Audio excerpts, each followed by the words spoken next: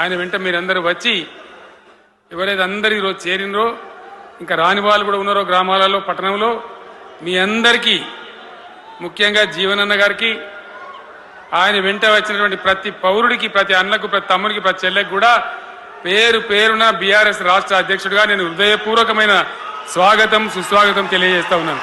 ఈరోజు పార్టీలో వారు చేరిన వెంటనే చాలా బ్రహ్మాండమైనటువంటి మనకు ఒక ఊపు వస్తూ ఉంది. నేను జీవన్ రెడ్డి గారిని కోరుతా ఉన్నా, జగిత్యాల మందం కాదు, జగిత్యాల జిల్లా కాదు, పాత కరీంనగర్ జిల్లా కాదు, మీరు ఆదిలాబాద్ చూడాలి, నిజామాబాద్ చూడాలి, పరిసర జిల్లాలు చూడాలి.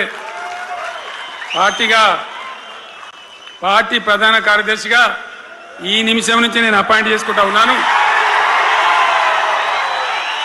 బ్రహ్మాండంగా ఈ ప్రాంతం అంతా కూడా మీ సేవలు అవసరం ఉన్నాయి పార్టీకి. అదే కాదు, మిషన్ భగీరథ నీళ్ళు పుష్కలంగా రాలే, ఏమన్నా రాలేదా? వచ్చినాయా? మరి ఇప్పుడు ఏం రోగం పుట్టింది నాకు అర్థం కాదు. ఇప్పుడు ఎందుకు గుంటుతుంది అది? ఎందుకు నీళ్ళు ఎత్తలేవు? వస్తున్నాయా ఇప్పుడు? మరి ఏం చేయాలా? లాగులు వలిగేదాకా చంపాలే. మంచి మాట కాకపోతే ఏం చేస్తారు? మంచిగా కట్టిన ఇల్లు పెట్టిపోయి కదా, 5 ఏళ్ళు నడిచింది కదా, మరి మీకేం బీమారీ వచ్చింది నాకు అర్థం కాదు.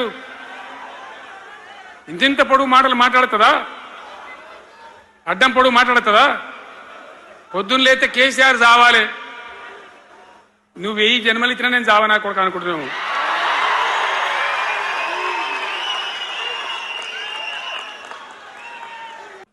ఇప్పుడు జగిత్యాల కేసీఆర్ సభ అంటే మళ్ళీ ఇలా పైసలు విడుదలన్నట్టు, రైతు బంధు రావాలంటే మళ్ళీ సభ పెట్టను అయింది, 3వ కిస్తీ రావాలంటే మళ్ళీ ఏమన్నా కేసీఆర్ సభ పెట్టాలి. ఇక అంతేనా? ఇది ప్రభుత్వమా? హైడ్రాని తెచ్చిపెట్టింది.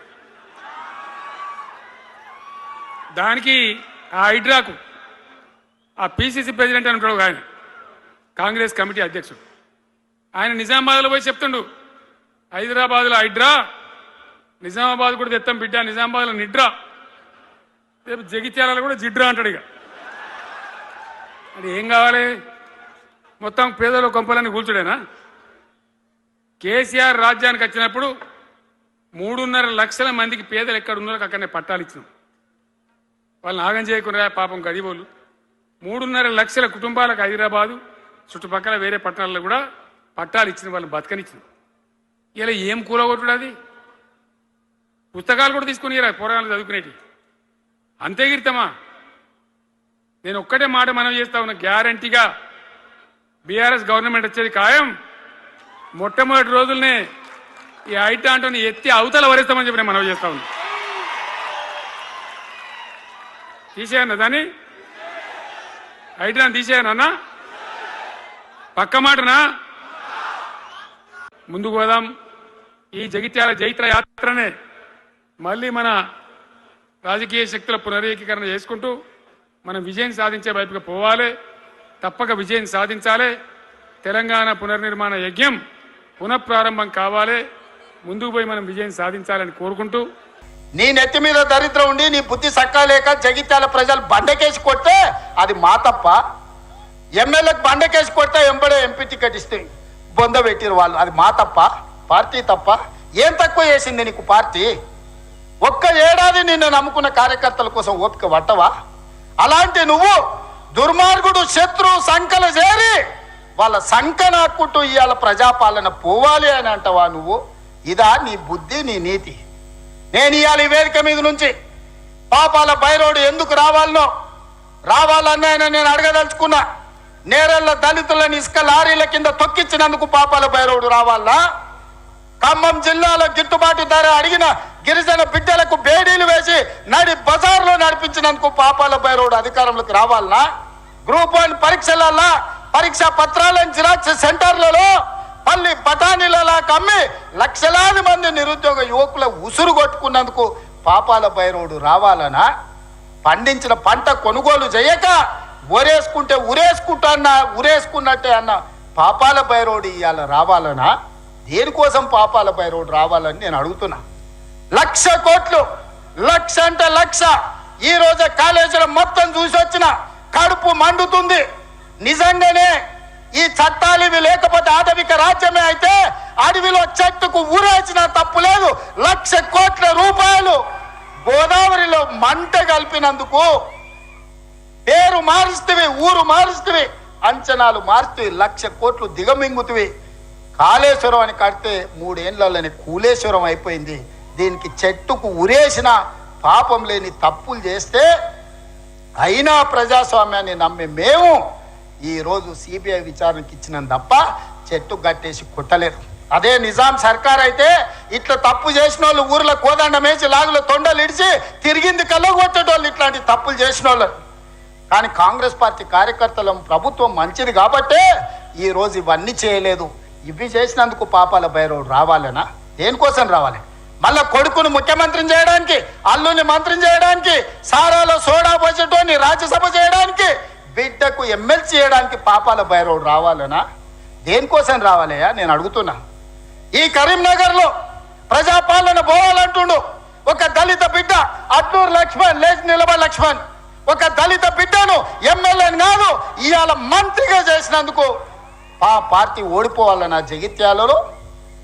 ఇవాళ పొన్నం ప్రభాకర్ ఒక బలైన వర్గాల బిడ్డను మంత్రిని చేసినందుకు ప్రజాపాలన పోవాలనా? ఒక ఆది శ్రీనివాసును విప్పు చేసినందుకు ప్రజాపాలన పోవాలనా?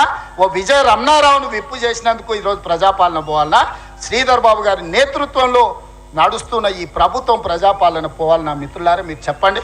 కరీంనగర్ జిల్లాలో 3 మంత్రులు 2 విప్పులు ఇచ్చినందుకు ఈ ప్రజాపాలన దిగిపోవాలనా? నీ ఒక్కనికి పదవి ఇవ్వకపోతే ఒక దళిత బిడ్డ అడ్లూరి లక్ష్మణ్ మంత్రి చేస్తే నువ్వు చూసి ఓర్వలేను అని నువ్వు అసలు మనిషివేనా? గింత అసూయ, గింత ద్వేషం ఎవరికైనా ఉంటుందా కడుపులా? ఇంతకాలం ముసుగు తొడుకొని బతికాడు. ఈ నాళ్ళకు ఆ ముసుగు తొలగిపోయింది. కడుపు నిండా విషమే. విషమున్నోడు ఇవాళ కడుపులో కత్తులు పెట్టుకొని కౌగిలించుకుంటారు. చూస్తున్నాం. ఆయన ప్రభుత్వం వస్తాడంటే ఈయనకు పెద్ద పదవి ఇస్తాడంట. నీకున్న ప్రతిపక్ష హోదా ఊడగొట్టకపోతే నా పేరు మార్చుకుంటా బిడ్డ కేసీఆర్. 2023లో నిన్ను ఓడగొట్టిన, 2024లో నీకు గుండు సున్న ఇచ్చిన, సర్పంచ్ ఎలక్షన్లో పాతరేసిన, మున్సిపల్ ఎన్నికల్లో ఉప్పు పాతరేసిన, జూబ్లీ హిల్స్ కంటోన్మెంట్లో నీకు గోరి కట్టిన, వచ్చేసారి ఆ గోరి మీద మా కాంగ్రెస్ పార్టీ కార్యకర్తలు జెండా ఎగరేస్తారు. ఇదే నా సవాల్ కాంగ్రెస్ పార్టీ కార్యకర్తల తరఫున. చూసుకున్నాం కేసీఆర్, నువ్వు నేను వచ్చే ఎన్నికల్లో నువ్వా నేనా? ప్రజాపాలన పాపాల భైరవుడా? మా కాంగ్రెస్ పార్టీ కార్యకర్తల లక్షలాది మంది 10 ఏళ్ళు కేసులు కట్టుకొని జైలుకు పోయి ప్రాణాలు వదిలి ఊపిరి బిగబట్టి జెండా మోసి అధికారంలోకి వస్తే పాపాల భైరవుడు రావాలి, ప్రజాపాలన పోవాలి అని మాట్లాడడానికి నీకు సిగ్గెట్లొచ్చిందని నేను అడుగుతున్నా మనిషిని. అందుకే మిత్రులారా, ఈ ఆలోచన నుంచి నా మాటగా తీసుకోండి. ఎన్నికలు